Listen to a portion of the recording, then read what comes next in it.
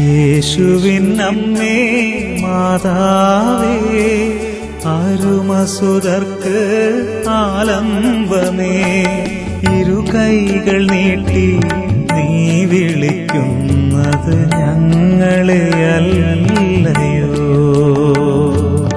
ഇരുകൈകൾ നീട്ടി നീ വിളിക്കുന്നത് ഞങ്ങളെയല്ലയോ. യേശുവേ